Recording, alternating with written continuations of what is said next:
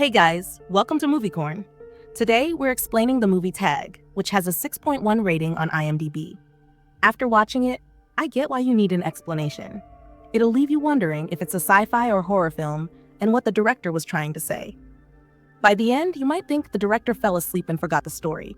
But trust me, every scene holds a powerful message that I'll break down for you. Also, heads up, the movie is extremely violent with a lot of blood, so avoid watching it with family. Now let's dive straight into the story. At the start of the movie, we see two school buses filled with female students. One of them is Mitsuko, who is writing in her diary. Her friend says, "Why are you always writing? Why don't you enjoy with us?" Mitsuko looks up, but accidentally drops her pen.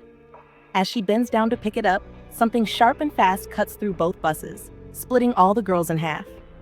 When Mitsuko wakes up, she is shocked and confused because she was on the floor and doesn't know what happened. Terrified, she runs away from the scene. At this point in the movie, the strange force cutting everyone turns out to be a gust of wind. This wind follows Mitsuko as she starts running for her life. While running, she notices a group of schoolgirls and yells at them to duck down to save themselves. But before they can understand her warning, the wind cuts through three of them.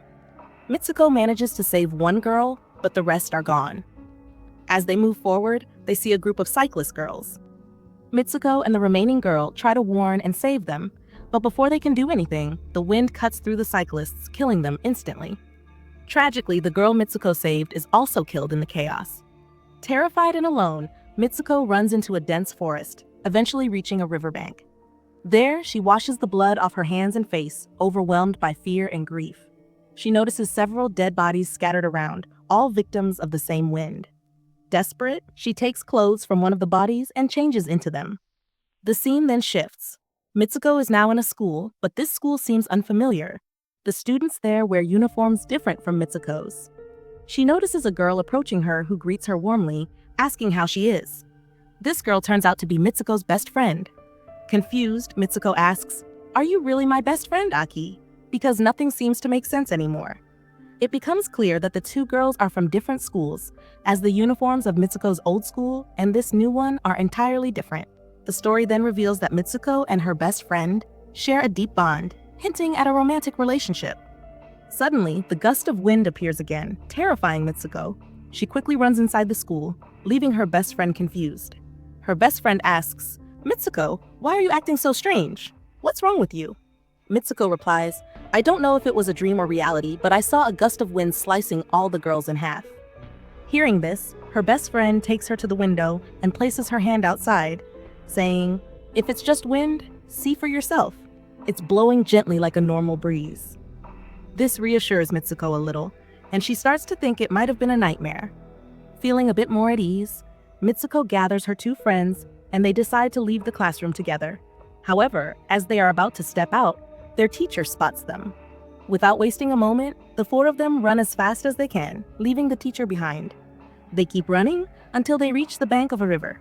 In this part of the story, Mitsuko tells her friends about the strange dream she had. One of the girls, Tako, runs off, saying, "Maybe it's true.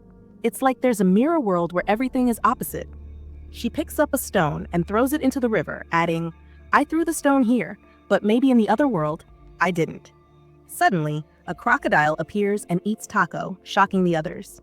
One of Mitsuko's friends says, "See, I told you, what happens in this world doesn't happen in that world. And what doesn't happen here can happen there." They point out that while Tako was eaten by a crocodile in this world, in the other world, she is completely safe. But then, they realize that this is just their imagination. The scene shifts to a bed placed on the riverbank. The four girls grab pillows from it and start playfully hitting each other. Mitsuko then notices two girls standing at a distance. One of them is a bride, and the two seem to be married. They have come here to spend their wedding night. This gives us a glimpse into their love story, which we will explore later. Finally, one of the friends suggests, "Let's do something impossible in this world, something that no one has ever even imagined." The story continues as Mitsuko reflects on the idea that their destiny is already written, but they have the power to change it. After this realization, the scene shifts back to school where Mitsuko and her friends attend their classes. While taking the lecture, Mitsuko notices a pillow lying on the ground. As she bends down to pick it up, suddenly, her class teacher starts firing in the entire classroom. When Mitsuko lifts the pillow, she is horrified to find that all her classmates are dead. In that moment, Mitsuko transforms back into the same person she saw in her dream.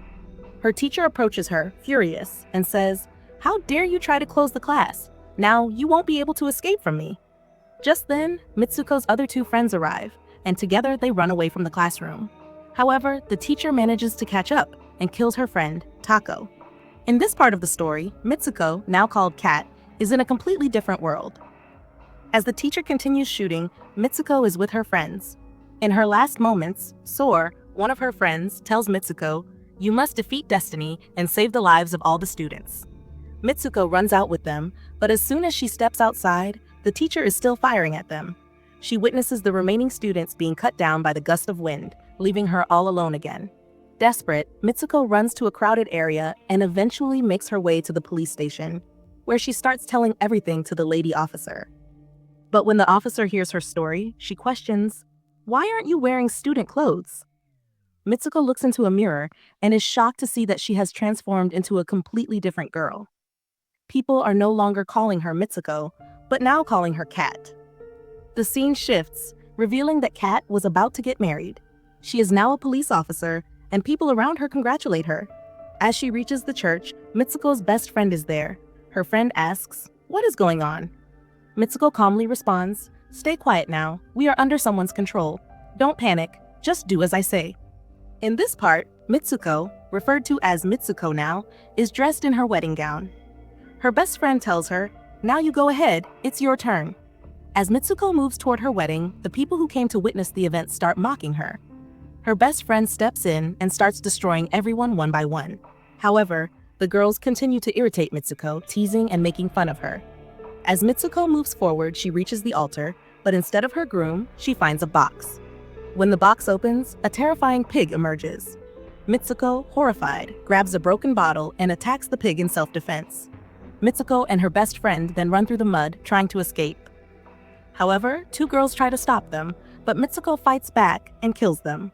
She continues running, eventually reaching the other side, still desperately fleeing.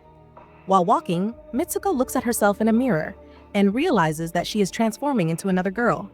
Meanwhile, a race is taking place, and a few girls approach her, calling her by the name Jimmy. They tell her, "You're very beautiful. If you're a good racer, why aren't you running?" As she tries to move away, she suddenly feels a surge of energy inside her. Determined, she decides to run the race, putting in all her effort to win. During the race, she spots her best friends, Tako and Soar, who had been killed back in the school. Her best friend also joins her, and as they run, they notice a group of women, including Pink, who had confronted her earlier at the church. The women approach them, warning the racers to leave this world and stop running, urging them to get out of there. Mitsuko runs into a dark place where some students are wearing uniforms. She approaches one of them, and the student says, "We are all dead, and they will kill you too." Just then, Mitsuko's best friend arrives and warns her, "Don't fall into their trap. Keep saying your real name again and again." Mitsuko's friend keeps calling her by her real name, Mexico, Mexico, repeatedly.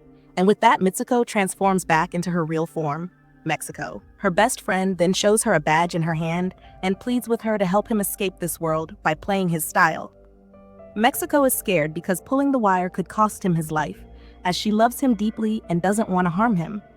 However, after his repeated requests, she pulls the wire. As a result, her best friend's friends become her friends, and she sees a gate.